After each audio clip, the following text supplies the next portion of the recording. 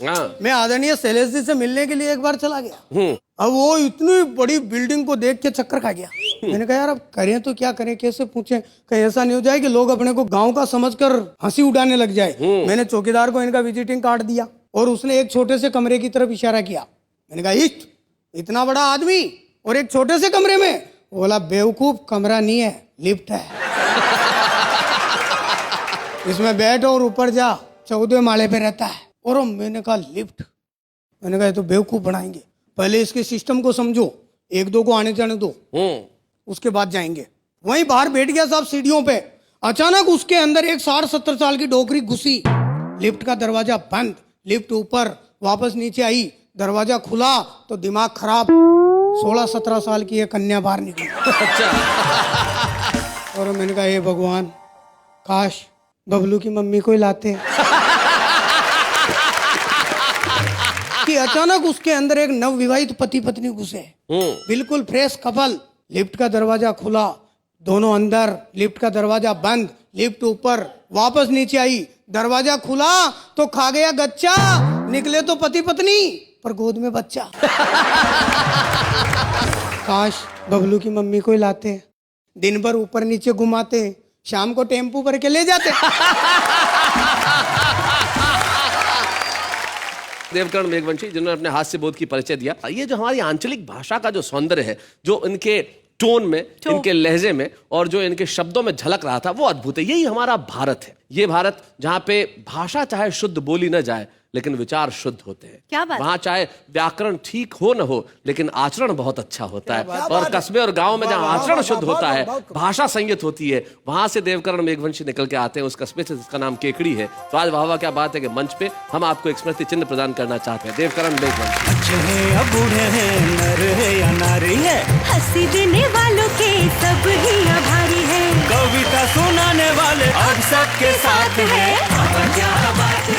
मैं जानता हूं कि आप बड़े ही प्रसन्न हो रहे हैं और घर में बैठ के तालियां बजा रहे हैं और सोच रहे हैं कि अभी हम पहले वाह वाह क्या बात है देख लें, फिर करेंगे आप बाकी का काम। निश्चित तौर पे अभी रुक जाइए, बाद में कीजिएगा काम, क्योंकि अभी तो है सिर्फ एक अल्पविराम।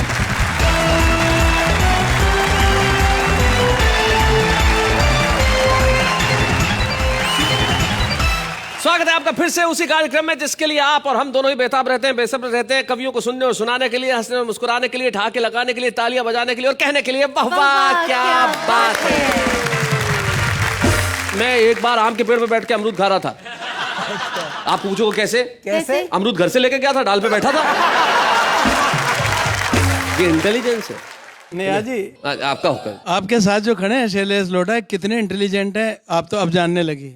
बचपन से जानता हूं मैं जी। जब मैं ब्यावर रहता था, ये जोधपुर रहते थे, तब की बात बताता हूँ। जोधपुर में इन्होंने बहुत आलीशान ऑफिस लगाया और मैं ऑफिस देखने के लिए गया, इनसे मिलने के लिए ऑफिस में। तो अब ये तो शुरू से व्यस्त आदमी, फटाफट कोई फोन होना आया, बोला आप बैठो, देखो चाय पियो, एक फोन आ गया, मैं जरूरी निपटा के आ रहा हूँ, आप ऑफिस का ध्यान रखना। मुझे तो कह गए कि ऑफिस का ध्यान रखना और पड़ोसी को कह गए दुबे जी का ध्यान रखना।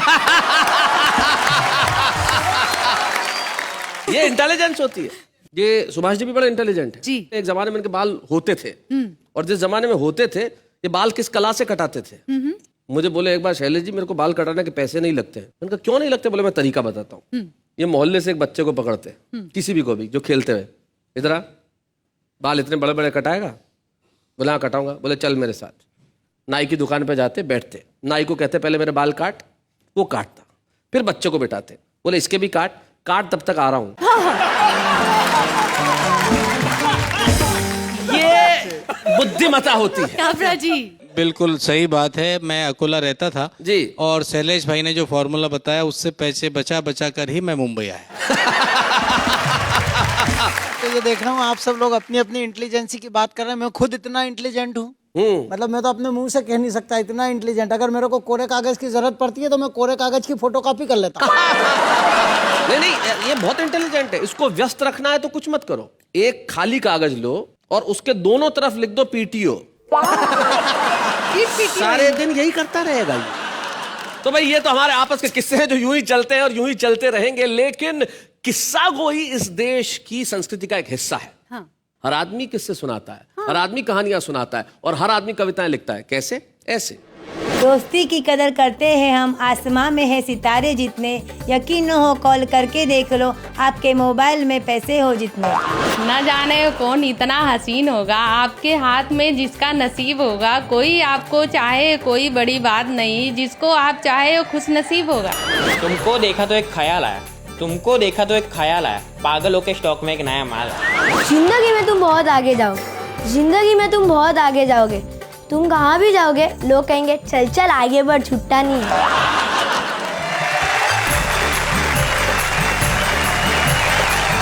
तो ये भी कमाल की कविता है। बचपन में आपने भी ऐसी लिखी होगी जी काबरा जी? बचपन में एक बड़ा जुमला चला करता था जो लड़कियों ने उठा लिया जी। मेरे कॉलेज के कई मित्रों को मिले वो कागज जिस पे लिखा हुआ था, खत लिख रही हूँ खून से स्याही न समझना, हाय हाय हाय, मर चुकी हूँ तेरी याद में जिंदा न समझना। शैलेश भाई, दोस्ती पर मैंने हास्य की एक अद्भुत रचना पढ़ी जी। दो दोस्तों ने मिलकर धंधा किया ऐसा, एक ने लगाया अनुभव, दूसरे ने लगाया पैसा। आहा। 1 साल बाद मौसम बदल गया, अनुभव वाला सारा पैसा ले गया, और जिसके पास पैसा था उसके पास सिर्फ अनुभव रह गया। भाई बहुत अच्छे, बहुत।